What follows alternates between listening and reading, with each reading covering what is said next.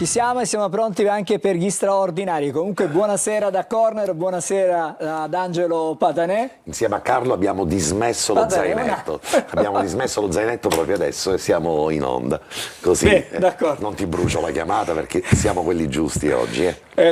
Grazie ad Alessandro Magliasini. Buonasera. Si sono fatti paracadutare direttamente in Viale Odorico da Pordenone. È difficile. Buonasera a Carlo Breno. Buonasera a tutti. E buonasera a Max Velotto. Buonasera a voi, buonasera ai telespettatori. Adesso vado dall'altra parte dello studio, Patanè. Grazie alla nostra Giulia. Grazie a te Angelo, buonasera a tutti i nostri telespettatori. Vi ricordo il numero per interagire con noi è 342 771 2855. Allora, stasera c'è molta allegria, devo dire, nello studio. E non era così sull'aereo che ha ricondotto la dirigenza del Catania a Catania. Ne parliamo dopo. Mi taccio. Bene, adesso, come sempre, c'è la copertina. Rivediamo la partita di ieri tra la Salernitana e il Catania. Il montaggio di Massimo Cerà. È un battesimo del fuoco quello che attende Serse Cosmi contro il Catania.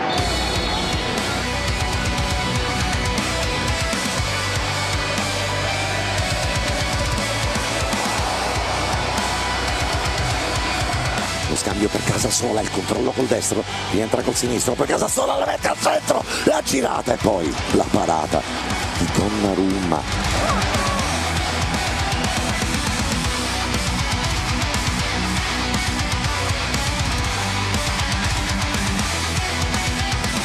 Ancora profondità da parte di D'Ausilio, stavolta siamo 2 contro 2, D'Ausilio in possesso di palla, non deve scaricare su Rolfini, si porta il pallone da D'Ausilio, la sterzata, il tiro, la manata, poi la respinta di Donnarumma. Questa è un'altra azione importante, poteva essere fatta un'altra scelta, qui invece di calciare può mettere la palla, può fare l'assist. C'era piazzato molto bene Rolfini sul secondo palo, veniva pure Menez, arrivava Casasola.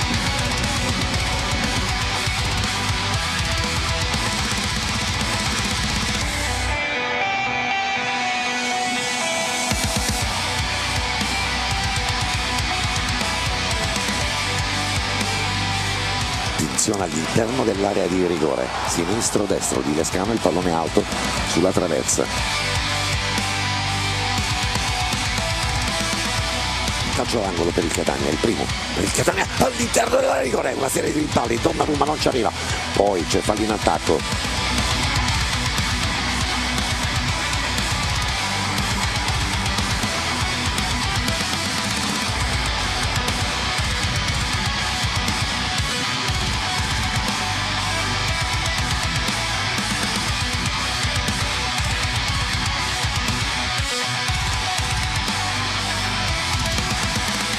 Pallone che viene allontanato e poi c'è il gol, c'è il fuorigioco, era stato Villa l'autore del tiro, ma che pericolo, e questo è il momento in cui pallone che arriva da sinistra e qui c'è la posizione sicuramente irregolare. Si rivolge verso il pubblico, dice di aver visto tutto quanto e dice che non c'è proprio nulla.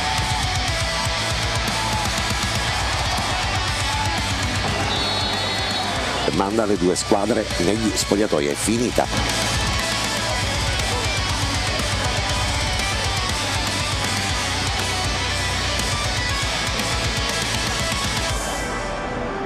Allora, più di 100 minuti di partita non sono bastati per il Catania per andare in gol, però prima di iniziare la nostra analisi, stavolta vorrei partire da Max.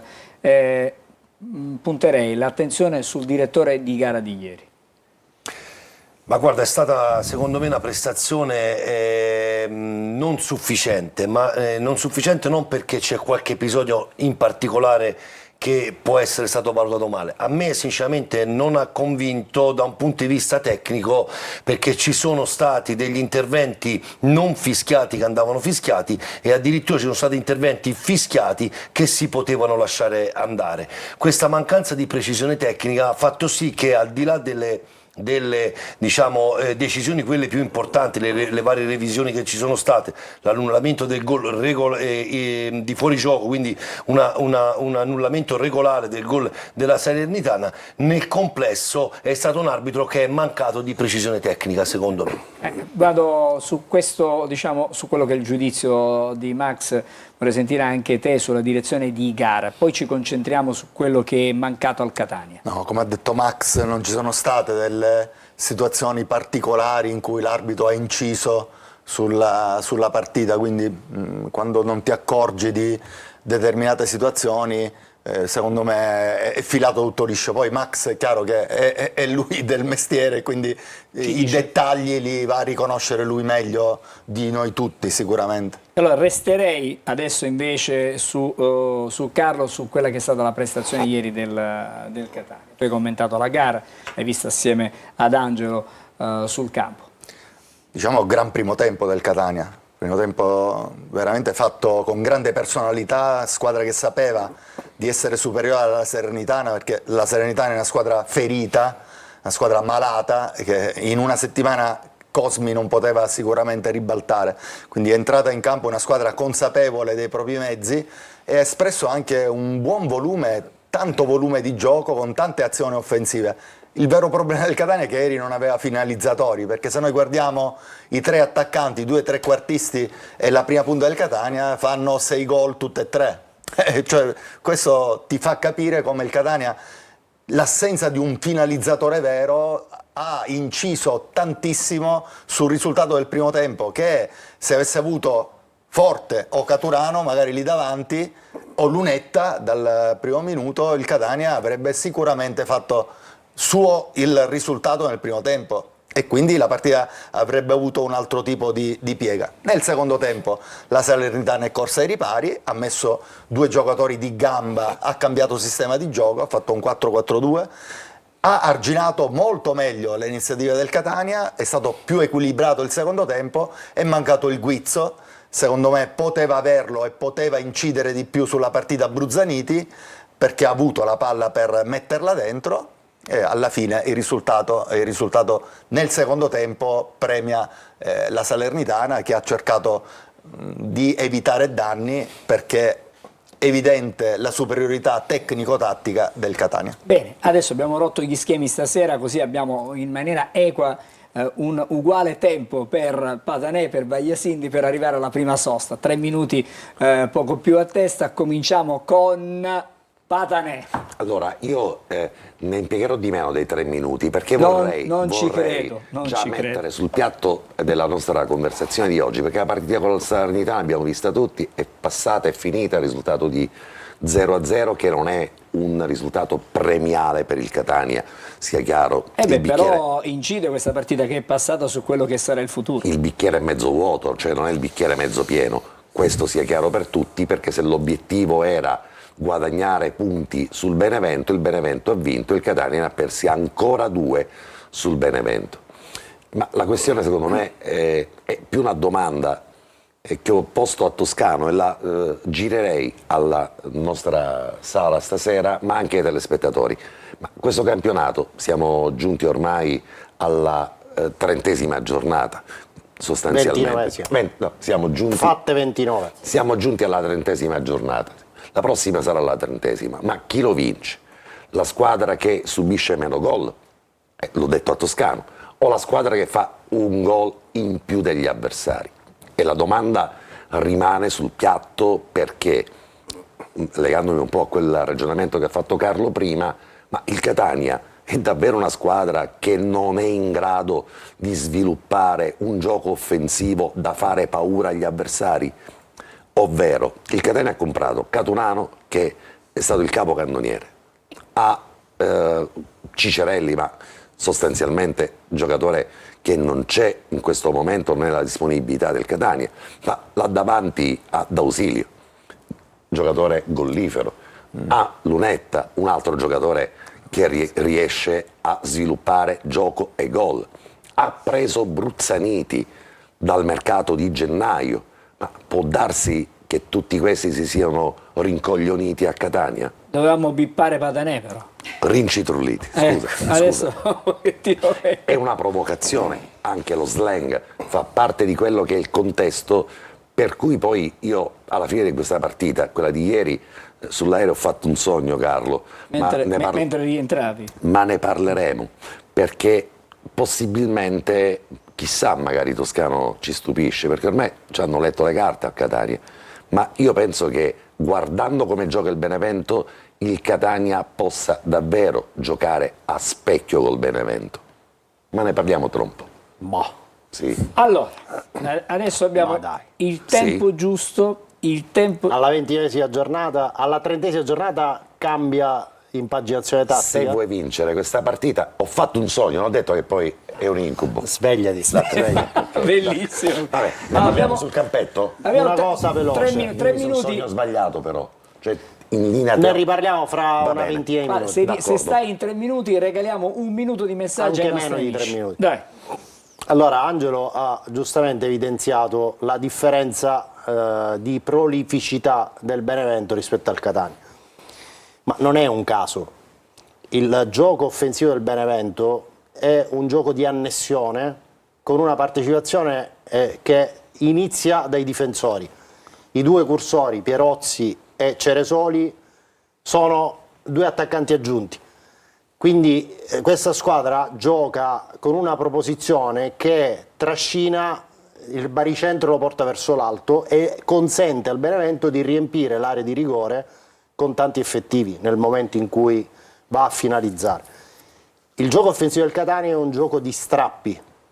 Esempio, D'Ausilio ieri, primo tempo, strappo, va via perché è forte, perché ha tecnica, perché ha corsa. Però qual è il problema? Che un gioco offensivo fatto di strappi non consente al resto della squadra di seguire l'autore dello strappo. Cioè sembra un paradosso, ma poi alla fine, se andiamo a rivedere, nell'area di rigore avversaria il Catania ci arriva con pochi uomini rispetto al potenziale che ha a disposizione. Quindi è un problema, secondo me, proprio di impostazione strutturale che ad oggi con questo sistema di gioco vedo irrisolvibile. Allora, se il tuo sogno diventasse realtà, e allora potremmo ragionare, ma secondo me è un sogno. Benissimo, allora, visto che ce l'abbiamo fatta, prima di andare da Giulia, che ha un minuto proprio pieno pieno per i suoi messaggi, devo dire anche che per la partita di giovedì, che ricordiamo Telecolor trasmetterà in diretta a partire dalle 19:30, un'ora di prepartita e poi tutta la telecronaca. Ma li vogliamo con- ringraziare i telespettatori, l'hai già fatto? Ancora non l'ho fatto, fammi Ok. finire. Però Con Patanè, Carlo Breve e Marco Carli, che sarà a bordo campo, e noi ci saremo poi qui in studio con Diretta Stadio. Volevo dire che sono già stati venduti 1200 dei 1400 biglietti messi a disposizione. Oggi ad anteprima Ne corner abbiamo parlato. pronosticato. E poi grazie come sempre per il vostro affetto, per la vostra vicinanza, per come insomma avete anche ieri testimoniato che insomma siete insieme a noi quando seguiamo le vicende del Catania. A proposito dei tifosi, sì. ti dico che nel settore ospiti del Vigorito, Sì. insieme ai tifosi del Catania, Ci saranno? anche i tifosi del Napoli. Bene, d'accordo. Allora, un minuto per Giulia, i primi messaggi. I primi messaggi. Potenzialmente la corsa verso la B potrebbe essere riaperta giovedì se il Catania batte il Benevento, considerando poi che giorno 9 ci sarà l'esclusione certa dal campionato del Trapani. Saremmo a soli 2 punti dalla capolista. La domanda però è: se Caturano lo si lascia in panchina per 80 minuti, così come contro la Salernitana, il gol chi lo fa al Benevento? Toscano? È evidente che il Catania ha difficoltà a centrare la porta, crea molte occasioni ma segna poco. Non ci voleva l'infortunio di Ciccerelli, con lui sicuramente avremmo fatto molti più gol. Non facciamo da adesso pronostici e discorsi diffattisti, perché il campionato si può decidere anche nelle ultime 3 giornate. Forse cambiare sempre e comunque non è sempre la scelta giusta. Ad esempio D'Ausilio non doveva uscire e forse neanche Jimenez. Finché la matematica non ti condanna dobbiamo restare sul pezzo, tifoseria compresa, e i dati che provengono dalle prevendite, come abbiamo già detto, dicono che noi tifosi comunque ci siamo. Buonasera a tutti, domanda per Patanè. Secondo te il Catania ha quella vera forza di ribaltare la classifica o ci dobbiamo preparare al massimo per i playoff? Patanè, fermati, dopo la Dopo la pubblicità. ci darai la risposta. dopo. Volevo semplicemente completare quello che ha detto Alessandro. Ci saranno i tifosi del Napoli, saranno 40 il numero dei tifosi del Napoli al seguito diciamo del Catania, assieme ai tifosi del Catania, sono 40 esatti. E ricordiamo che c'è, diciamo, un gemellaggio tra le tifoserie di Catania e Benevento. Benissimo, adesso ci fermiamo, riprendiamo subito dopo. Preparati la tua risposta, Patanè. Certo che sì.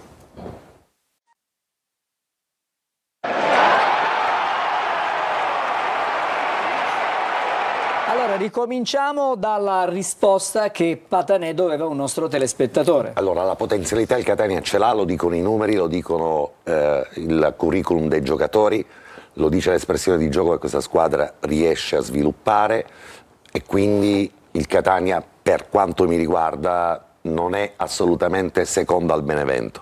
Se mancano 7 punti tra Catania e Benevento, sicuramente c'è una questione che riguarda l'impostazione delle trasferte e l'impostazione del piano tattico della partita, che ormai è un piano straconosciuto da tutti gli allenatori avversari e che non cambia mai.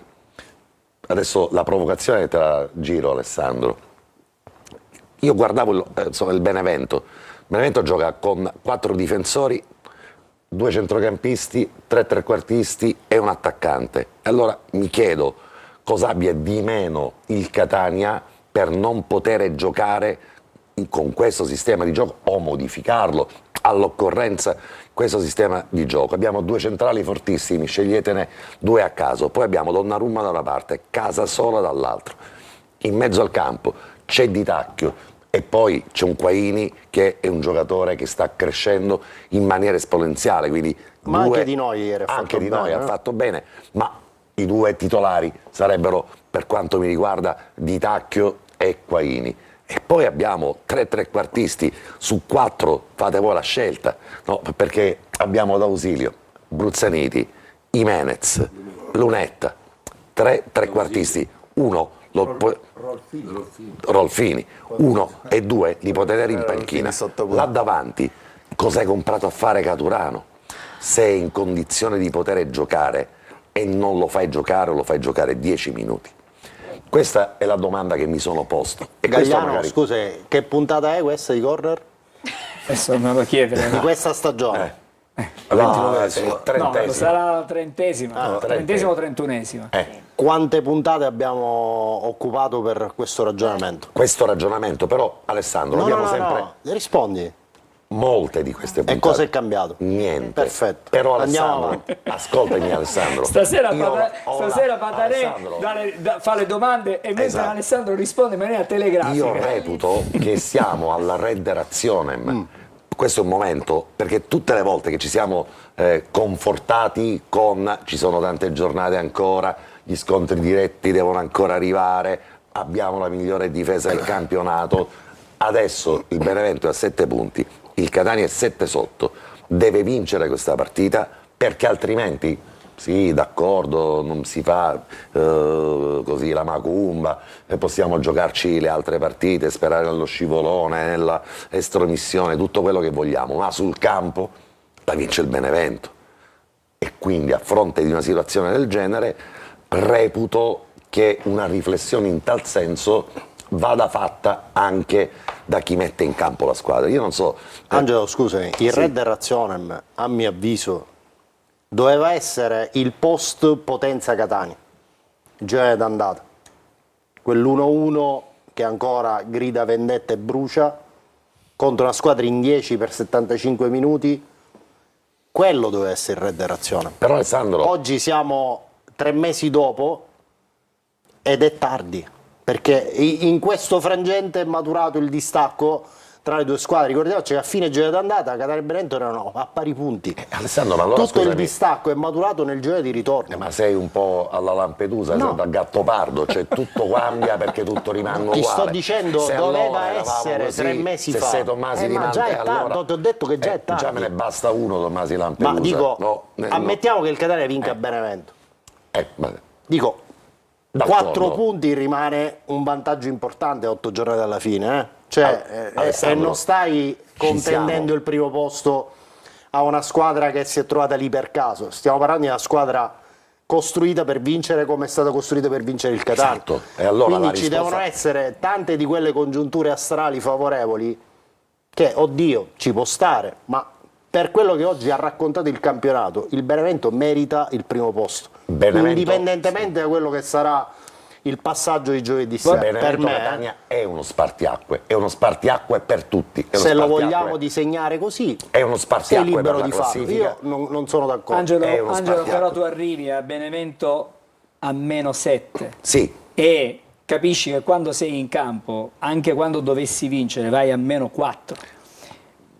Angelo, E quindi la condizione psicologica, quello che in questo momento Alessandro vuole anche evidenziare e sottolineare, è che Catania, anche quando dovesse vincere, si troverebbe sempre in una situazione di grande difficoltà perché dovrebbe recuperare altri 4 punti. Sperare dunque che Benevento perda un'altra partita da qui alla fine E che il Catania e vinca le tutte. vinca E attenzione, allora, fermati un secondo. Sì. Grandissima differenza tra Catania e Benevento è che il Benevento ha fatto 2 filotti di 5 vittorie consecutive. Il Catania è arrivato massimo a 4, una sola volta. E questo fa mentalità. Cioè, nel percorso di un campionato, quando tu, dopo l'esonero di Auteri è arrivato tutto questo, attenzione, ha fatto un primo filotto di 5 vittorie che è iniziato dal 5-1 in casa sulla Salernitana, poi c'è stato un pareggio e poi un'altra serie di 5 vittorie consecutive. Il Catania si è fermato massimo a 4, ma siamo nella preistoria di questo campionato, siamo nel girone d'andata a cavallo tra le vittorie in casa con Benevento e Salernitana, precedute dalla vittoria a Giuliano e la vittoria in casa col Siracusa. Alessandro, È qui che casca l'asino. però voglio Quando dire- tu fai 2 vittorie, poi un pareggio ostentato fuori corretto, casa. Alessandro, c'è anche da dire però un'altra cosa. Il Benevento ha potuto sempre contare sulla squadra senza avere Indiscutibile, intoppi di nessun genere, perché indiscutibile, quando hai tu ragione, perdi hai Cicerelli, ragione. quando tu perdi Aloi, quando tu perdi il tuo regista della difesa che è Di Gennaro, quando tu perdi per un altro pezzo della stagione Ierardi che adesso sta rientrando, quando tu perdi Di Tacchio a più riprese, voglio dire, il Catania paga anche questo scotto, Sono perché d'accordissimo, quando ci sono state però tutte le risorse a ogni disposizione, stagione purtroppo lo capisco. nasce sotto una buona o una cattiva stella e per vincere fortuna ce ne vuole tanta, quindi il Benevento quest'anno è stato fortunato finora, non ci sono dubbi, però è anche vero che questi infortuni di cui facevi cenno sono stati distribuiti nell'arco della stagione. Prima si è rotto Aloi, eravamo a Cosenza, poi si è fatto male Cicerelli, eravamo in casa con Latina, poi Di Gennaro si è fatto male nel giro di ritorno.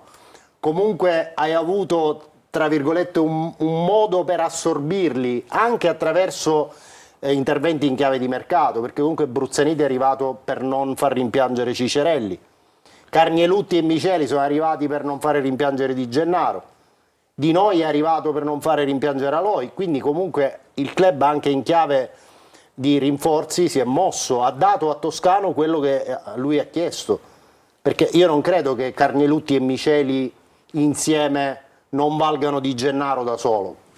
Secondo me è un modo per compensare bene quell'assenza, così come Bruzzaniti per le proiezioni che aveva quando è stato acquistato dal Catania per i numeri che aveva. poteva sicuramente essere l'alternativa reggere il a confronto Cicerelli. con Cicerelli. allora io parto. Però per se poi Alessandro. Bruzzaniti gioca 20 minuti a spezzoni, è chiaro che non lo puoi valutare. Fino a qualche partita fa dicevamo, ma Di Noi a qualche punto di domanda l'avevamo aperto, ma non l'avevamo mai visto giocare al primo minuto. Ditemi Però- se ieri, giocando al primo minuto, però avete fatto le stesse devo riflessioni dirti- di Di Noia di Però 2 o devo 3 dirti, partite Alessandro, fa. su Bruzzaniti non sono d'accordo, sai perché? Perché Lunetta nelle prime 6-8 partite partiva dalla panchina, ma quando subentrava faceva gol. Quindi ha dato risposta all'allenatore, tu mi devi far giocare.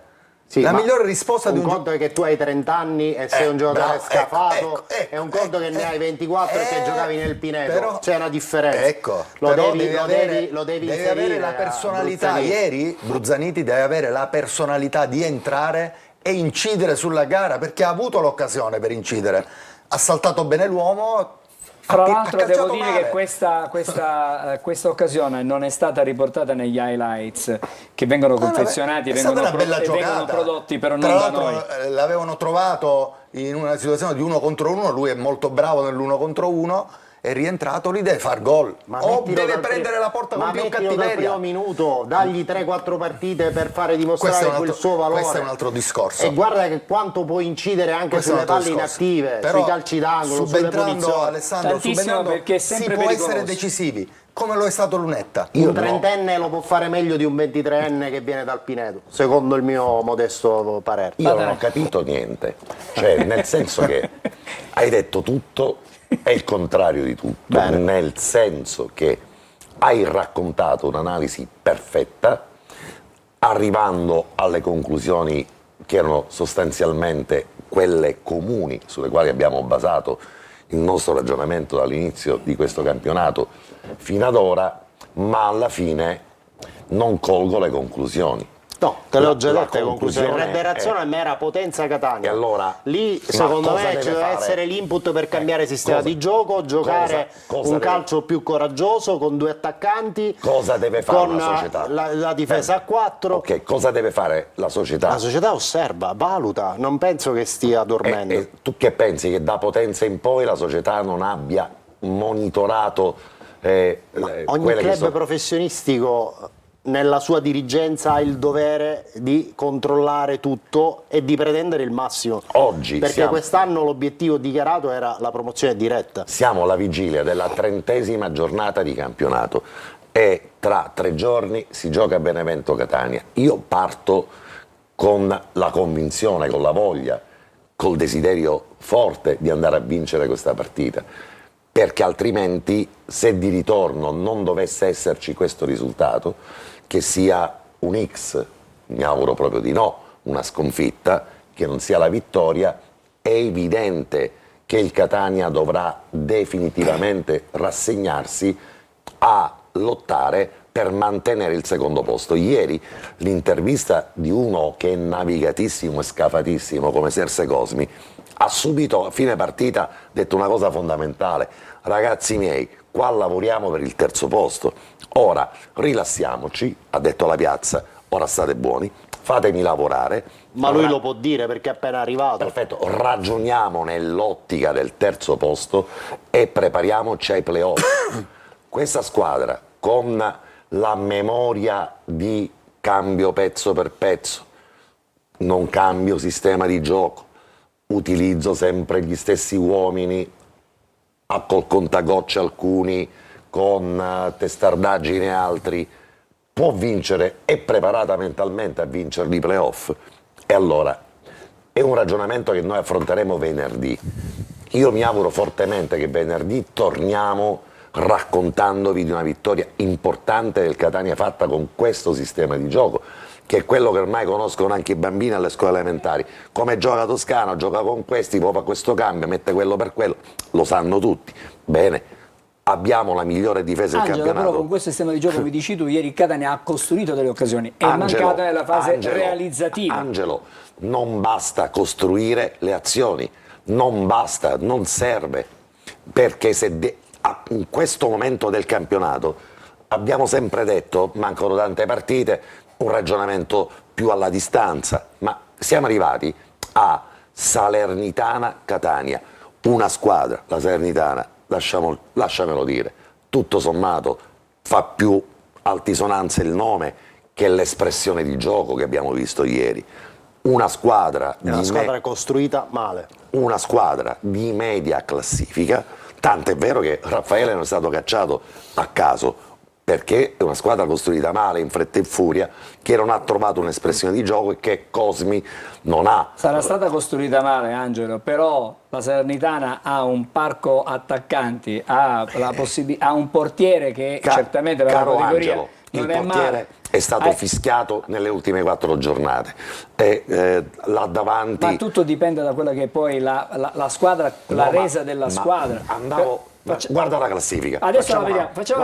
Allora, se la poco... Salernitana ha quei punti in classifica, perché un motivo ci perché sarà. merita quei punti E il sicuramente. Catania va là e deve vincerla questa partita. Allora ci siamo raccontati le favolette di sotto il pero, di quello che nasce sotto il cavolo, la cicogna. Angelo, la deve andare a vincere, ma non l'ha vinta. Benissimo. E secondo te perché? Patanè e Vagliasindi, ci fermiamo. Patanè. Dimmelo dopo. A non perdere. Bene, pensavo allora a mi non dai perdere. ragione. Facciamo così. Andiamo in pubblicità e dopo ripartiamo dai messaggi della nostra Giulia. E poi abbiamo da vedere, ovviamente, anche gli episodi di Moviola. Stasera c'è un po' di lavoro in più per te, Max. Adesso li li vediamo. Intanto è un giro di carte, non se ne può più.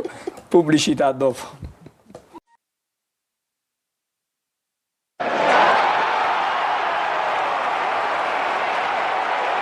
Riprendiamo con la nostra Giulia, i messaggi da casa. Domanda per te, Vagliasindi. Mi spieghi perché il Catania non riempie quasi mai l'area? E così dall'inizio del campionato. In poche partite ci è riuscito e infatti proprio da lì è nato il gol. Secondo te da cosa dipende? Io ricordo che il Cesena di Toscano non giocava in questo modo. Dipende da quello che abbiamo spiegato prima. Cioè la manovra offensiva del Catania è a strappi. Quindi proprio per la tipologia di atteggiamento è difficile che i compagni riescano a seguire l'autore dello strappo in maniera massiccia. Esattamente. Il Cesena quell'anno aveva degli attaccanti molto prolifici. Mi ricordo Corazza, Spendi per esempio. Insomma. Giocava con un sistema diverso perché giocava 1-2 davanti. Sì. Il trequartista e 2 attaccanti. Esatto. Altro Io messaggio. non capisco perché D'Ausilio, nonostante è sempre tra i migliori in campo, non gioca mai 90 minuti. O entra a partita in corso o se gioca titolare nel secondo tempo esce. D'Ausilio deve giocare sempre 90 minuti. Giocando tante partite ravvicinate è chiaro che devi un attimino alternare le forze, quindi gestione delle risorse con D'Ausilio è stata fatta bene secondo me. Perché secondo voi lo scorso anno il Catania di Toscano vinceva in trasferta pur giocando con lo stesso modulo ed una squadra meno forte? Ma l'anno scorso in trasferta vinse comunque su campi non di primissima fascia nel girone di ritorno, se ci ricordiamo, e non aveva in quel momento della stagione l'obbligo di arrivare primo, quindi forse giocava anche con la testa tra virgolette più sciolta, perché l'obiettivo massimo è arrivare quinto, quarto.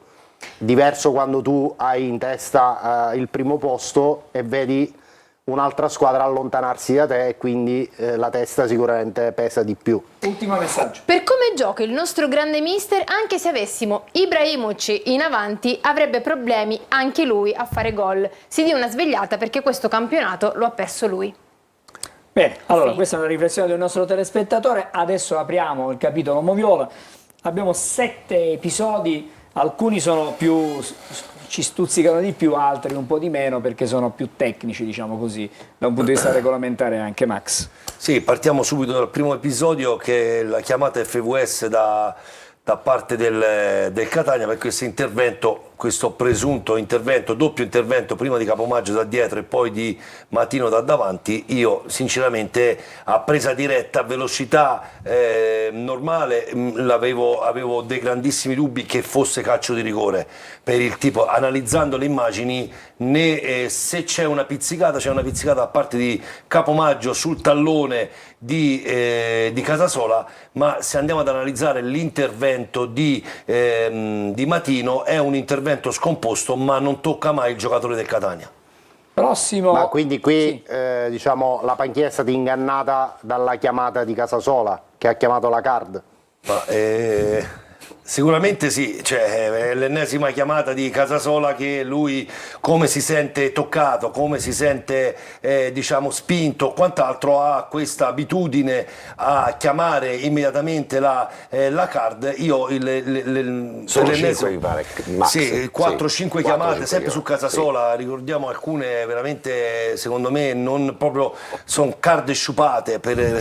Qui siamo arrivati ad una conclusione, Angelo, parlavi che siamo alla 30ª giornata, facciamo facciamo anche un attimo velocemente un resoconto sull'operato dell'FVS. Allora qua o ti sparano e cadi per terra e si vede oggettivamente che è un calcio di rigore, altrimenti nel dubbio con i mezzi e gli strumenti video che ci sono gli arbitri non ti verranno mai incontro. Quindi siamo di fronte ad io leggevo proprio un'intervista di Pierluigi Collina dove dice che l'FVS, cioè la chiamata, il challenge chiamato dalla panchina, è il futuro del calcio, ok? Ma se è supportato da televisioni, da telecamere che possono aiutare e mettere nelle condizioni l'arbitro di andare a vedere anche il contatto, il microcontatto, l'intervento che non si può sicuramente rilevare da queste immagini. Pur avendo 3-4 telecamere, non abbiamo però slow motion o diciamo zoom particolari o ingrandimenti particolari, quindi qua siamo arrivati ad una conclusione che nel dubbio, se non te lo fischiano sul campo,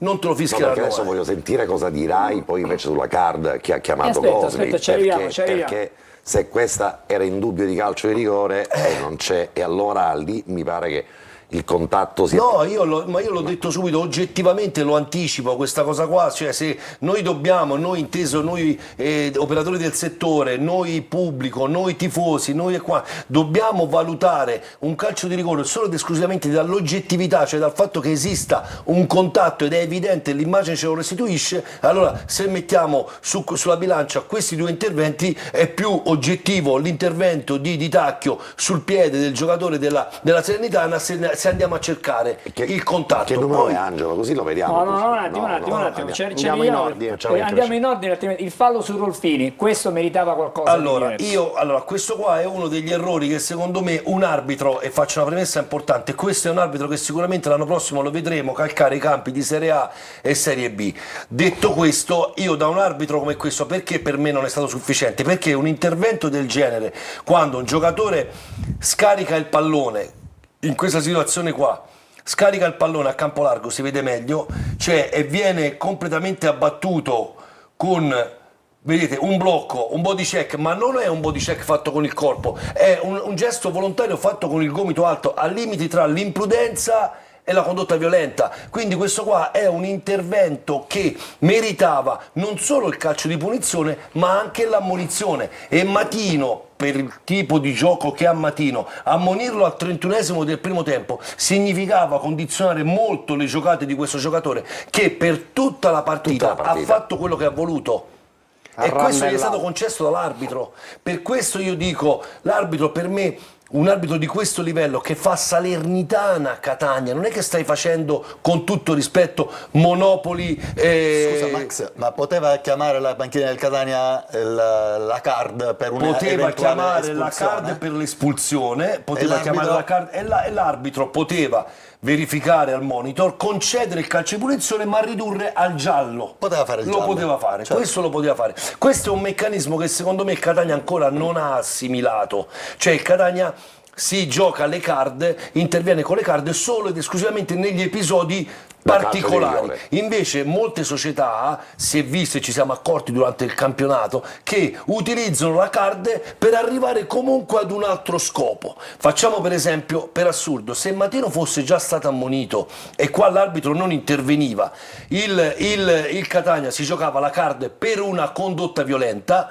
poi l'arbitro era costretto ad andare a rivedere l'episodio, appurava che comunque c'era un intervento imprudente e l'arbitro doveva prendere il secondo cartellino giallo e buttarlo fuori. Perché dico questo? Perché non è contemplato dal protocollo FVS la chiamata per la seconda ammonizione, però poteva giocarsi la card per una condotta violenta, perché comunque il gomito è alto e ci sono degli elementi che potevano propendere per la chiamata in questo senso. Altro episodio che abbiamo evidenziato imprecisione, mettiamola così, del direttore di gara. Allora, in questa situazione qua l'arbitro grazia completamente il Catania, lo grazia perché la fretta di fischiare, la mancanza di timing e di visione del gioco, l'arbitro in questa situazione qua doveva attendere un attimo, vedere lo sviluppo generale dell'azione, perché qua Diabois, se riceveva palla sulla fascia destra, se ne andava in porta direttamente. Qua l'arbitro concede un grossissimo favore al Catania, perché qua c'erano tutti gli estremi per attendere, perché il regolamento ti dice che non è che devi fischiare immediatamente, devi un attimo vedere se ci sono nell'immediatezza le condizioni per poter dare lo sviluppo, quindi la famosa norma del vantaggio. Qui c'erano tutte le condizioni, l'arbitro doveva attendere, va bene, e a quel punto lì l'azione della Salernitana avrebbe avuto sicuramente uno sviluppo molto molto pericoloso, e questo è un gravissimo errore secondo me per un arbitro a questo livello che fa una gara del genere, e che sicuramente lo vedremo tra gli arbitri di Serie A e Serie B l'anno prossimo. Allora, adesso vediamo un'ammonizione per una gomitata in faccia, che è stata un'ammonizione alla Salernitana, Sì. per la Salernitana. Adesso Sì. è l'episodio numero 4. Sì, abbiamo l'ammonizione del giocatore il numero 23 della Salernitana. Questo qua è un'ammonizione netta, perché il giocatore salta con il gomito all'altezza del viso del giocatore. L'abbiamo messa questa perché vedremo poi in un episodio successivo che Miceli verrà ammonito per una motivazione simile, non uguale. E il prossimo episodio lo possiamo perché già lo vedere. mettiamo subito in correlazione, stessa zona di campo, stessa dinamica, palla alta, saltano, ma il gomito di Miceli è più sulla schiena del giocatore piuttosto che sul viso del giocatore. In questa circostanza qua, anche secondo me in questa situazione qua, l'arbitro manca di precisione, ha voluto fare secondo me pari e patta, visto stesso tipologia di situazione.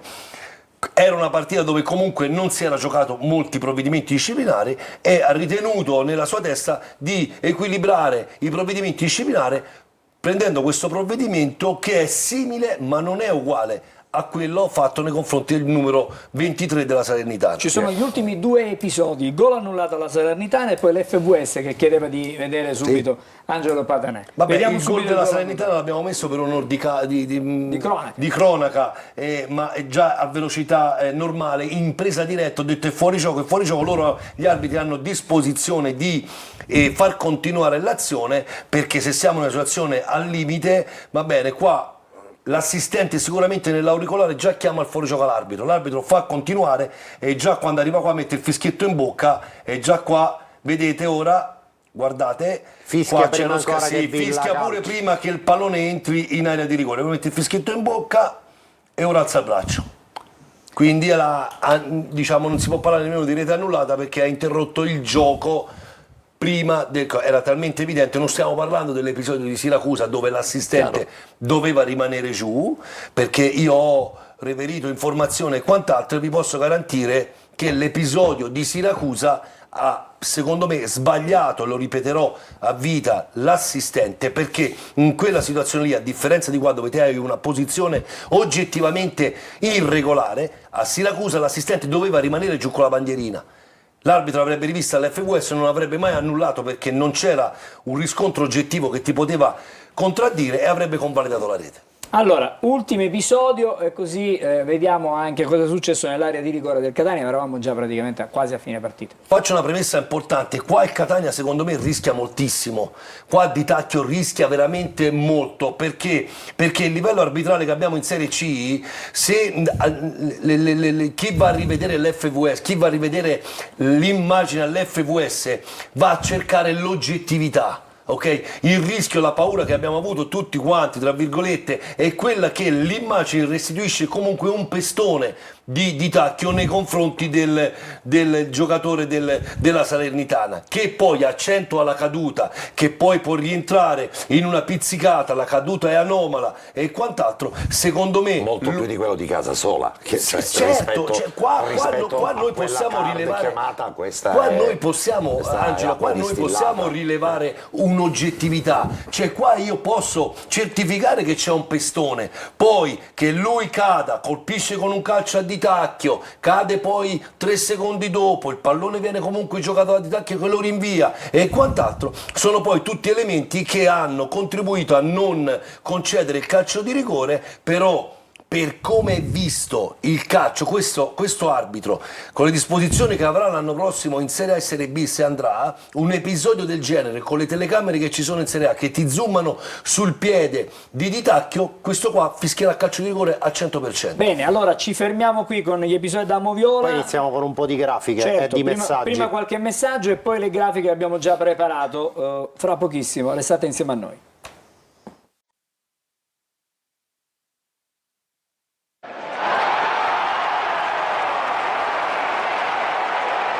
Di nuovo insieme a Corner, un paio di messaggi da Giulia e poi le prime grafiche. Abbiamo tante grafiche da vedere, tante. Sì, sì.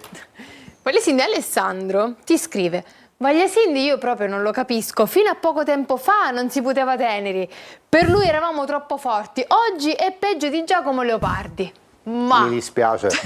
te ne farai una ragione, credo. No, ma secondo me la risposta è più articolata. Rimaniamo forti. Io sono ancora convinto che questa squadra aveva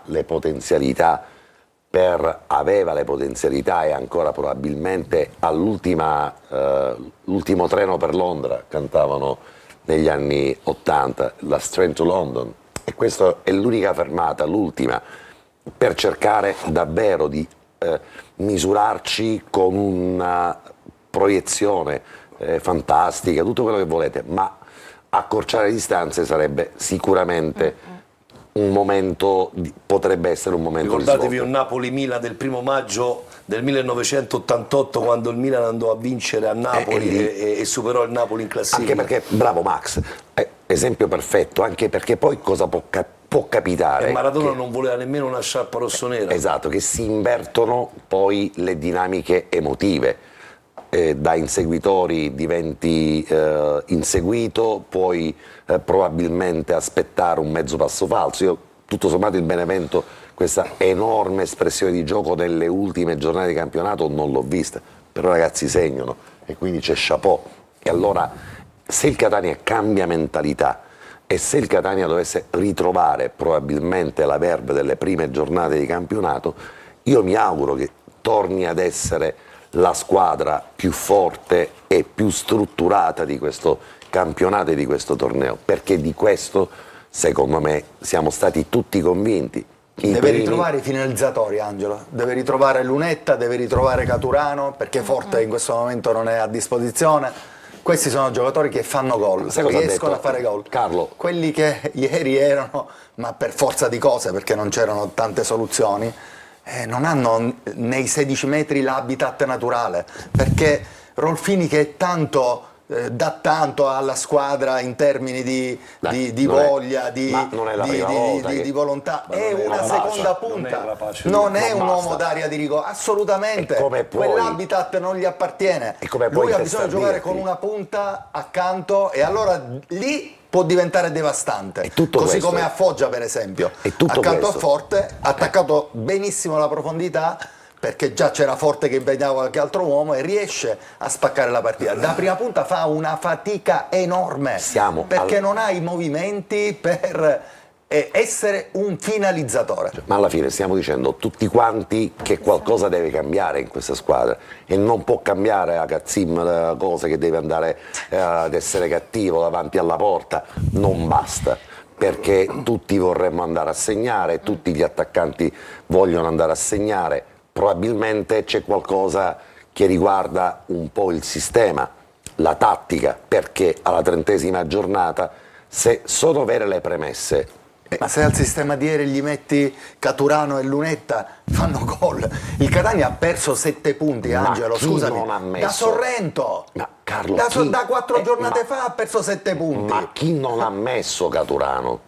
Ieri. Probabilmente ieri non era nelle condizioni di fare 90 minuti o di partire dall'inizio. Sai cosa ha detto Serse Cosmi? Non lo sappiamo. Che io è un allenatore che ho rivisto con piacere, più folklore che grande passione sicuramente. Però Serse Cosmi ha detto una cosa, la prima conferenza stampa: datemi un paio di settimane, poi magari sarà il flop, così come purtroppo non sono andate bene le sue ultime stagioni e i suoi 4 anni di tranquillità fuori dalle panchine.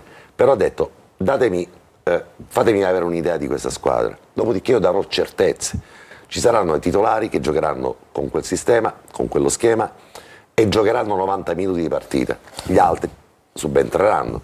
Qui il problema è che di titolari non ce ne stanno in realtà, perché se Caturano, che viene per diventare il titolare degli attaccanti, manca Forte, non puoi ripiazzarmi nuovamente Rolfini, a meno che Caturano non abbia 80-70 minuti di partita. Poi entra in campo, non trova la via del gol, ma in ogni caso sotto un profilo di tecnica e soprattutto di tattica, è l'attaccante che è voluto, cioè è l'attaccante che ti serve per fare gol. Non mi serve un attaccante che non nasce come Rolfini per fare gol, anche perché ti manca forte ieri, e allora non puoi sacrificarlo. Se hai chiamato a te un giocatore come Bruzzaniti, che è un giocatore che prima di arrivare aveva avuto la possibilità di dimostrare di essere un giocatore con gamba, non lo puoi utilizzare 20 minuti a singhiozzo a partita, anche perché l'effetto sorpresa, quello per cui chi subentrava faceva gol e che vincevano le partite, ricordiamoci buona parte del giro d'andata, perché lo strappo di cui parlava correttamente Alessandro nasce anche da questa impostazione. Metto una squadra A nei primi 45 minuti, poi cambio, perché là c'ho davvero, guardavamo le panchine del Catania, avremmo detto qui c'è un'altra formazione titolare dappertutto, in tutti i ruoli. Questo effetto sorpresa è sfumato col passare delle settimane, col passare del tempo. Alla 30ª giornata sanno perfettamente una settimana prima come giocherà il Catania, perché se non ci sono infortunati gioca con quelli, con quel sistema, poi si cambia uomo per uomo, esce Lunetta, entra quell'altro, esce D'Ausilio, mette quell'altro, un quarto d'ora per Caturano, poi se c'è Forte gioca Forte, se manca Forte gioca Rolfini. Ma a Salerno lo sapevano da una settimana, e che erano i Mago Zurlì? No, perché siamo diventati prevedibili. E allora per questo, quando andremo alle grafiche, io ti disegno la mia Adesso ci formazione. sono le grafiche. Partiamo con la prima grafica. Giulia, un Sì, attimo. sì, sì. La grafica riguarda il rendimento in trasferta. Esatto, dove si cela la differenza sostanziale tra Benevento e Catania. È grande la differenza. Guardate un po', queste sono le squadre che il girone C hanno fatto più punti in trasferta. Primo il Benevento con 29 punti in 15 trasferte, con 28 gol fatti. La Salernitana 24 in 14 con 17 gol fatti. E Raffaele l'ha misurato, Sì. Capirai. Cerigno, perché è andato male in casa, Esatto. è andato molto male in casa. Male. Cerignola 22 in 15, Monopoli 21 in 14, Crotone e Altamura 20 in 15, Catania al 7° posto di questa classifica, 19 punti in 14 gare, quindi 10 in meno del Benevento, con uno scarto di gol, anche se c'è una differenza di trasferta, il Catania ha una trasferta in meno al Benevento, però c'è uno scarto di 13 gol a favore del Benevento. Quindi insomma, più chiaro di così credo che non ci sia nulla da aggiungere. Questa è la prima delle grafiche che abbiamo preparato, Sì. Alessandro, perché adesso ce ne sono altre. Sì, e possiamo però continuare. magari andiamo a chiudere il capitolo Salernitana Partita, con le pagelle e poi andiamo pagelle migliori. in proiezione Benevento. Sì. Eh sì, andiamo appunto a vedere chi è stato il migliore della partita disputata ieri. Con l'aiuto della nostra grafica andremo a scoprire chi è, ed è di nuovo lui, Michele D'Ausilio, con voto 7. Continua così il suo percorso di crescita, anche in un contesto tattico ed ambientale di non agevole interpretazione. Le migliori situazioni offensive partono dai suoi piedi, come nella ripartenza fulminea che lo catapulta in area a tu per tu col portiere prima dell'egoistica conclusione a rete respinta che penalizza Rolfini appostato sul secondo palo in beata solitudine. Abile nel verticalizzare con i giri i giusti quando Donnarumma spinge in fascia. Le sue folate perdono di qualità nel groviglio delle rotazioni tattiche della ripresa. Per provare a vincere al Vigorito la sua intensità è imprescindibile. E questo è stato il migliore. Invece andiamo a vedere le pagelle di tutto il campetto ed iniziamo dall'allenatore toscano con voto 6,5. Dini senza voto, 7 per Pieraccini, Miceli e Allegretto, 6 Casasola, Acquaini 7, Di Noia 6,5, Donnarumma anche per lui 6,5, 6 Jimenez, Bruzzaniti 5,5 che prende il suo posto, 7 D'Ausilio, Rolfini 5 e 5,5 per Lunetta che lo sostituisce. Allora, Patanè, tuo giudizio su queste pagelle? Non sono d'accordo con l'insufficienza a Casasola. No, non è insufficienza. L'insufficienza nel contesto del gruppo di squadra, l'eccezione di Rolfini, assolutamente sì. Ma lì c'è la questione che probabilmente non parte dal giocatore, ma parte da chi lo mette in campo in quel ruolo. Per me Casasola è stato tra i migliori nei primi 45 minuti, è l'unico o uno dei pochi che accetta il confronto anche sul piano emotivo, anche sul piano emozionale. Ed è un giocatore, ne avessimo di questi giocatori, che in campo dimostrano di voler fare, scusi, volevo dire la guerra, ma in questo momento non è il caso di utilizzare questo termine, di voler avere un confronto anche sul piano della fisicità, della forza. Tutti gli altri, alcuni di questi invece si sgonfiano, rimangono giocatori che su quel tipo di impatto non ce l'hanno, non mostrano i denti, non mostrano i muscoli, quindi quel 6 non mi va. Poi sì, Rolfini d'accordo, perché sicuramente il peggiore della formazione rossazzurra, probabilmente non per colpa sua. Mi chiedo il 6,5 a Toscano, cioè è un 6,5 di incoraggiamento, perché altrimenti allora, se gli abbiamo dato 6 contro il Giuliano in casa, no, credo che la Alessandro, prestazione di ieri no, è superiore a no, quella no, in Alessandro, casa col Giuliano. No, allora se dobbiamo fare un discorso e siamo alla terza giornata, e allora per Noi Toscano, valutiamo la partita. perfetto, per non Toscano, Toscano vale anche 7. Se fossimo alla terza giornata di campionato mi va bene anche il 7, perché confrontarsi con la Salernitana, uscire imbattuti da quel campo, che sembra un campo complicato e difficile, va bene anche 7. Ma eravamo alla 29esima giornata di campionato e questa partita tutti quanti abbiamo detto che doveva essere il primo tempo di una svolta, che qualunque altro risultato sarebbe stato 2/3 di sconfitta. E allora, siccome 2/3 di sconfitta nascono certamente da un impatto di squadra e soprattutto da una serenità offensiva che dopo 29 giornate non sei riuscito a colmare, il 6,5 mi sembra un 6,5 che mi auguro diventi 8 tra 3 giorni, ma altrimenti retrocede a 5,5. Allora, non so se Carlo... No, è stato perfetto per me, Alessandro. Sì, Benissimo. Max, tu hai visto la partita insieme a noi, oltre all'arbitro puoi dare un giudizio anche su quella che è stata la prestazione del... No, io credo che l'annullamento di Casasola sia avvenuto soprattutto dall'intelligenza tattica di Mister Cosmi, che nel secondo tempo, ammettendo Anastasio su quella fascia, l'ha praticamente spento. Azzerato. Un po' era stanco, un po' ci ha messo Anastasio che era fresco, con la gamba più veloce, l'ha tamponato bene e l'ha bloccato, perché ha capito Cosmi che da quella parte lì era dove nascevano, diciamo, i pericoli. Bene, allora ci fermiamo, altra sosta e poi una sfilza di grafiche, di dati Su Benevento Catania. Su Benevento Catania, le due squadre a confronto, fra pochissimo.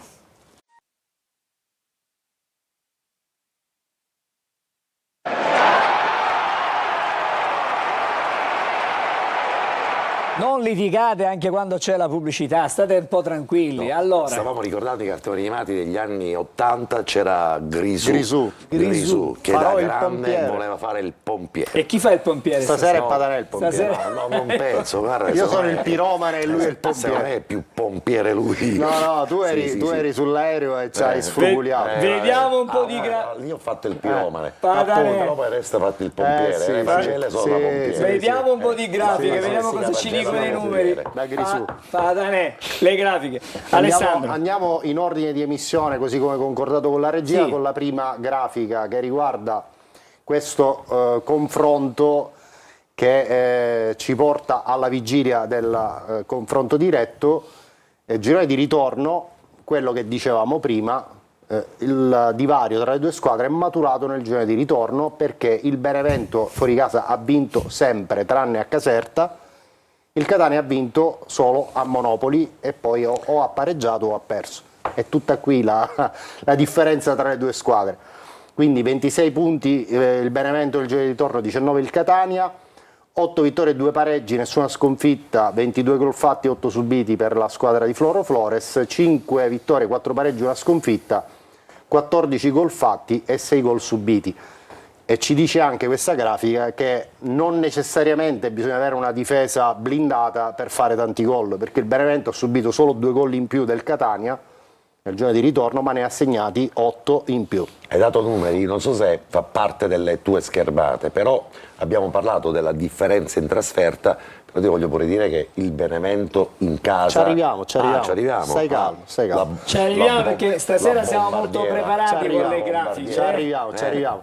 Andiamo con la grafica successiva che il nostro Francesco Gigante ci propone, è il calendario delle prossime partite del Catania, prima di andare proprio sul rendimento casalingo del Benevento. Esatto, Alessandra, andiamo a vedere proprio il calendario, perché il Catania giocherà giovedì 5 marzo alle 20:30 con Benevento appunto Catania, che trasmetteremo in diretta e in chiaro qui su Telecolor. Lunedì 9 marzo ore 20:30 Catania Casertana, domenica 15 marzo ore 14:30 Altamura Catania e lunedì 23 marzo ore 20:30 Catania Casarano. E allora, questo è il calendario, torniamo Non mi importa il calendario. Sì, torniamo sul importa. Benevento. A me importa intanto arrivare a Benevento e chissà magari sfruttare quella attenzione in più e quel teorico calo di tensione che può capitare ad una squadra quando crede di avere vinto il campionato e doversi battere con un Catania che fuori casa è, per essere nata per vincere il campionato, una schiappa. Se sei nato per vincere il campionato, quello non è un rendimento da chi vince il campionato. Settimo posto, l'abbiamo visto prima allora, nella classifica esterna. Quindi valutare quella grafica per il Benevento può essere l'unico toccasana del Catania, l'altro dipende da chi va in campo e da chi schiera la partita e gli uomini nel rettangolo di gioco. Bene. Mi chiedevi prima del rendimento interno del Benevento, andiamolo a vedere. Sì. Allora, abbiamo intanto il dettaglio delle partite più recenti del Benevento. Totale in casa 12 vittorie, 2 pareggi, nessuna sconfitta, 35 gol, quasi 3 gol a partita in casa e 8 gol subiti. In casa non perde dal 4 maggio 2025, gara playoff stravinta la Juventus Next Gen 5-1 al Vigorito. È tempo che può cominciare a farlo. Assolutamente sì. D'andata Catania Benevento 1-0. Vi vorrei un attimo portare sulla grafica i migliori marcatori per una considerazione. 10 gol Manconi, 9 Salvemini, 9 Tumminello, 7 Lamesta, 7 Mignani, 7 Pierozzi. Ascoltatemi bene. Di questa lista abbiamo come nuovi acquisti del Benevento della scorsa estate Salvemini, Tumminello, Mignani e Pierozzi. 9, 9, 18 più 14, 32 gol da giocatori nuovi. Quindi non sempre è vero che poi c'è il peso, la pressione, se devi vincere il campionato. Sono giocatori funzionali al sistema di gioco che ha chiesto l'allenatore e che hanno espresso le loro caratteristiche in un contesto di gioco che evidentemente era congeniale alle loro caratteristiche, molto semplice. Ultima formazione schierata a Potenza, 4-2-3-1, Vannucchi in porta, Pierozzi, Scognamiglio, Saio e Ceresoli, Maita e Talia a centrocampo, Lamesta, Tumminello e Della Morte a sostegno di Mignani. Indisponibili. Si è cambiato qualche rotazione in vista del Catania. Ha fatto rifiatare dei giocatori importanti. Ora ci arriviamo. Sì. Indisponibili in vista della gara di giovedì Simonetti, Ricci e Nardi. Posso ammettere qualcosa di mio? Sì. Sai quanti assist ha realizzato Lamesta? Una quindicina. 15 per le so che tu sei praticamente lui dici il tasto 1 e va via veloce. Tasto 1 assist, 15. tasto 2 gol. Allora, non soltanto è un giocatore che segna, ma soprattutto è un giocatore che ha realizzato 15 assist. Vuol dire che la fiducia dall'inizio per tutto il campionato è stata ripagata da un giocatore che ha nelle corde questo sistema di gioco. Qui sicuramente questa considerazione si lega perfettamente a quello che diceva prima Angelo Gagliano. Il merito c'è tutto, ma c'è anche la fortuna. Non hanno avuto infortuni nei ruoli chiavi, a parte Simonetti, quindi questa squadra ha sempre viaggiato su un binario ed è stato sempre quello. Ti ricordo che ha cambiato allenatore però questa Ha cambiato squadra. allenatore, ma l'ha cambiato in meglio, perché con la prossima grafica ti faccio vedere una cosa sfiziosa. Però scusami un attimo, Sì. Ale, però quando ci fu il cambio, io e te ci sentimmo proprio Sì. quel giorno che ci fu il cambio tra Auteri e Floro Flores, inizialmente cioè, io e te ci confrontammo e dicevamo ma Nessuno poteva immaginare- cioè, Floro Flores sarà un traghettatore in attesa di... Ma anche quando Biancolino arrivò sulla panchina dell'Avellino non sembrava Certo. in grado di reggere quel compito, però poi i fatti hanno dato ragione ai due club che hanno investito su due allenatori debuttanti che hanno dimostrato di avere fame, qualità Tra e l'altro, per esempio, anche Di Vaio, sfrontatezza. Flores, Assolutamente.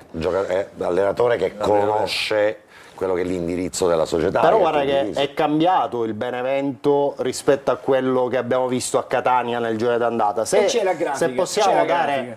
uno sguardo a questa grafica sfiziosa che Che ho preparato meraviglia. solo per Angelo Patanè, Che meraviglia. guarda un po'. Allora, girone d'andata finì 1-0, lo ricordiamo con il rigore trasformato da Cicerelli. Il Benevento giocava col 3-4-3 con Auteri in panchina. La differenza è che giocava Borghini nei tre centrali, mentre Pierozzi e Ceresoli giocavano esterni di centrocampo. Tutto sommato il resto è quasi uguale, sì. però distribuito in maniera diversa. Con l'arrivo di Floro Flores, Borghini è uscito dai radar, Pierozzi e Ceresoli Sono hanno fatto gli esterni difensivi, Maita e Prisco sono rimasti lì, la Mesta, Manconi e o Mignani o Tumminello, che è l'uomo che in questo momento sta giocando al centro della batteria dei trequartisti, sono rimasti a sostegno di Salvemini. Quindi Floro Flores ci ha messo anche le mani, cioè ha cambiato anche sistema di gioco. Okay? Il Catania è rimasto con quel sistema di gioco, anche se ovviamente gli interpreti erano completamente diversi. Ierardi di Gennaro Celli, Casasola, Quaini di Tacchio Donnarumma, Lunetta, Cicerelli, Forte. Chiaramente è una formazione completamente diversa per via insomma, di protagonisti che poi nel tempo purtroppo hanno dato forfait per infortuni. Allora, ti stavo raccontando del sogno in apertura. E Ci allora arriviamo al tuo ne sogno. Ne approfitto sul Ci calcio, arriviamo. No, no. Guardiamo Perché poi dopo questo Le- sogno vi devo fare vedere una cosa particolarissima, le grandi arti di previsione di Max Velotti. Assolutamente. Questo sì. Assolutamente. Lo facciamo sì. dopo la pubblicità, per intanto chiudiamo con il Questa è sogno. una cosa che non sai. Andiamo- Max. Te l'abbiamo preparata. Andiamo al sogno di Patanè. Vediamo quale potrebbe essere lo schieramento delle due formazioni giovedì sera. Allora, Floro Flores secondo me rimette dentro Prisco al posto di Italia Normale. e rimette dentro Manconi al posto di Della Morte. Il resto Anche se non ha giocato cambia bene nulla. della morte perché Ma ha fornito Manconi, l'assist. capocannoniere, 10 gol. Non ci sono dubbi. Punto. Stop. Quindi io penso che rimette la formazione tipo e inizia con questa. Il Catania, noi abbiamo provato ad immaginare come potrebbe schierarsi al Vigorito. In difesa credo che non cambierà nulla, anche se dobbiamo dire che Celli ha del tutto smaltito quel problema muscolare, teoricamente è eleggibile. A centrocampo abbiamo lasciato i 4 che hanno giocato ieri, ma anche qui possiamo considerare come variabile Di Tacchio, che comunque ieri ha giocato una ventina di minuti, 25 minuti, partite dove l'esperienza conta tanto. Potremmo considerare in avanti la possibilità che Bruzzaniti parta dall'inizio al posto di Menez Lo escludo. se ovviamente ci aspettiamo un Catania a trazione più anteriore, e possiamo immaginare che Caturano torni al centro dell'attacco. Quali potrebbero essere le variabili? Lunetta falso 9. A proposito di Lunetta, anche Lunetta ha smaltito totalmente il problema che aveva rallentato l'avvicinamento a Salerno, quindi il problema muscolare è stato smaltito. C'ha però una botta alla caviglia che simpaticamente gli ha regalato Matino, però insomma Lunetta è un guerriero, non credo che una botta alla caviglia lo possa in qualche modo condizionare. Quindi la variabile potrebbe essere che parta con Lunetta al centro dell'attacco, tenendosi in panchina a disposizione, cosa che ha fatto spessissimo tutta l'artiglieria per poi magari sparare le cartucce nel secondo tempo, oppure l'altra possibilità, ma solo in ordine teorico, perché Andrea Allegretto secondo me ha fatto un partitone. La considerazione è che avere su quel lato del campo un giocatore sgusciante come la Mesta potrebbe creare qualche problema di passo ad Allegretto per la stazza che ha, e quindi Celli da questo punto di vista sarebbe, diciamo, per caratteristiche più congeniale alle caratteristiche di La Mesta. Sì, Queste sono potrebbe giocare centrale Allegretto. Certo, Ma poi Celli assolutamente. anche in fase di proposizione è anche uno che si spinge avanti col pallone, quindi può aiutare anche, diciamo, la riproposizione di partenza della squadra, no? Allora mancano... No, però c'è il sogno di Patanè. Il sogno. Fammi rivedere Fatelo la grafica. dormire, fatelo Allora, dormire, il fatelo sogno. Però sognare. ragazzi, devo andare in pubblicità. Non gli spostate Datevi. il cuscino. Devo fare pubblicità, dopo facciamo il sogno di Patanè e la grande arte di, diciamo, di previsione, comprato una sfera magica lui. D'altronde si va Eh, a Benevento, ci sono le streghe e guarda un po'. infatti, fra pochissimo restate con noi.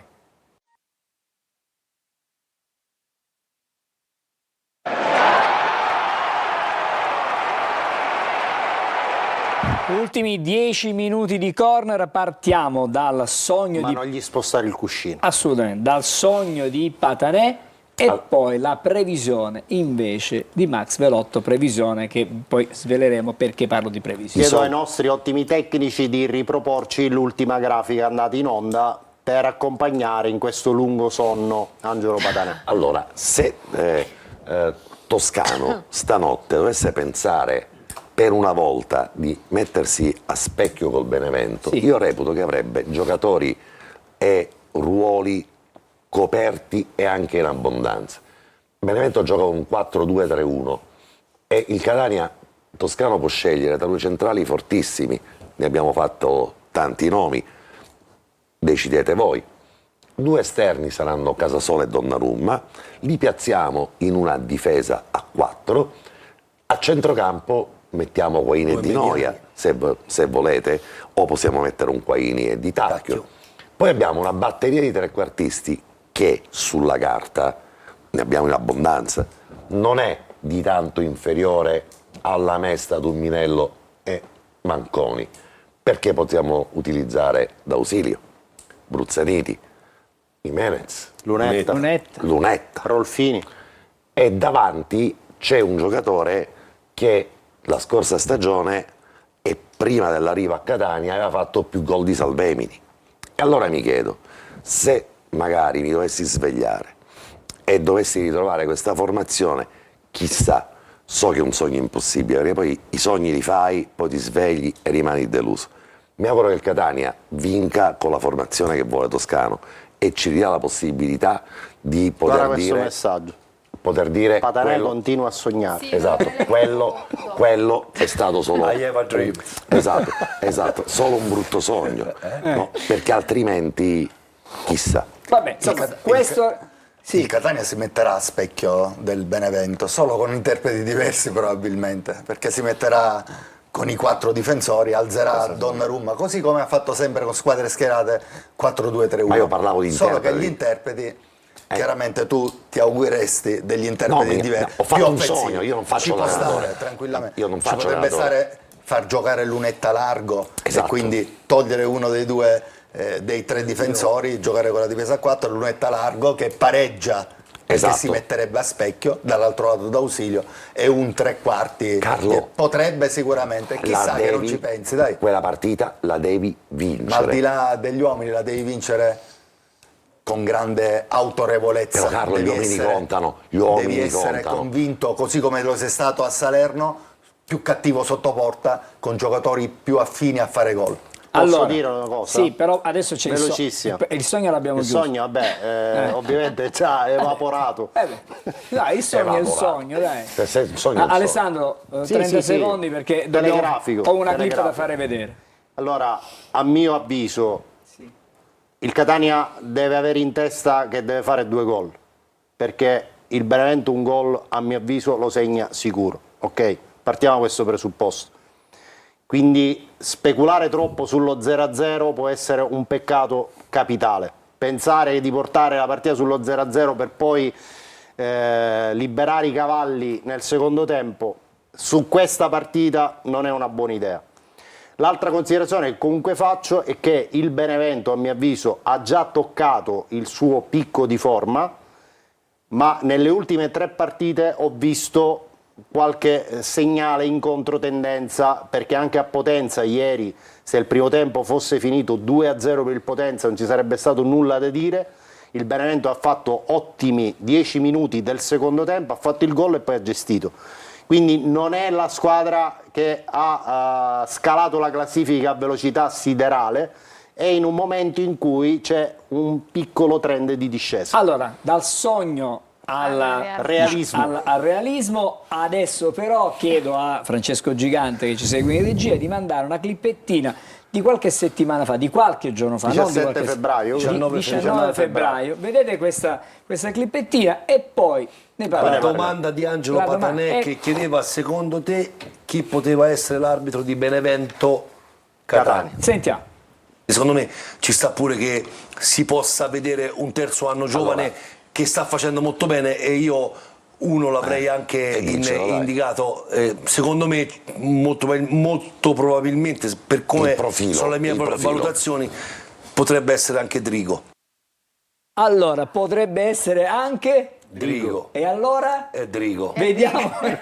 Enrico fu. Abbiamo anche una grafica che ci porta all'arbitro di questo Benevento Catania. Allora, io su questo arbitro avevo messo gli occhi, ricordo ai telespettatori che questo è l'arbitro che ci ha diretto la gara a Trapani con quell'episodio stoppa, body check e quant'altro, ma al di là dell'episodio, questo è un arbitro che sta facendo questa stagione in maniera molto positiva ed ha un trend di crescita già dal mese di novembre, dove fu visionato in una gara importantissima di Coppa Italia nel derby San Benedettese Ascoli, una partita che fu veramente una battaglia, ne uscì fuori alla grande. Da quel momento in poi è stato designato per partite molto importanti e lo stavo seguendo già da un po' di tempo. È reduce, questa è la terza gara consecutiva che fa nel girone C, le ultime 3 gare, le ultime 3 designazioni sono nel girone C, l'ultima l'ha fatta a Caserta la settimana scorsa, nel penultimo turno prima dell'ultimo, ed è secondo me uno dei giovani che sicuramente sta facendo benissimo e che potremo sicuramente vedere nel gruppo degli arbitri che a fine anno saliranno in categoria. Vi ricordo che gli arbitri che adesso stanno andando per la maggiore sono quelli che hanno fatto Salernitana Catania e Catania Salernitana, Carapoli di Verona, e domenica fa San Benedettese Ascoli. Quello che ha fatto Catania Benevento, Di Loreto di Terni, grande arbitro, ottimo elemento.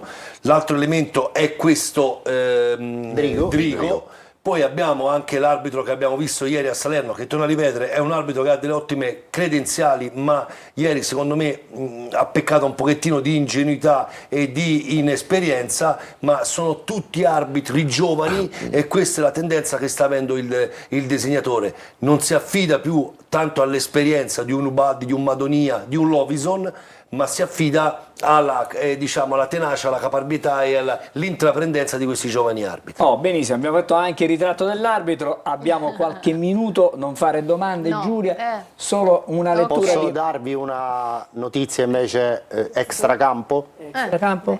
Catania praticamente deve solo ufficializzare il rinnovo con Francesco Forte, un altro anno di contratto, quindi giugno 2027, proiezione e rientro in campo di Forte fra 3 partite, salterà Benevento, Casertana e quasi sicuramente Altamura, dalla successiva in casa sarà disponibile.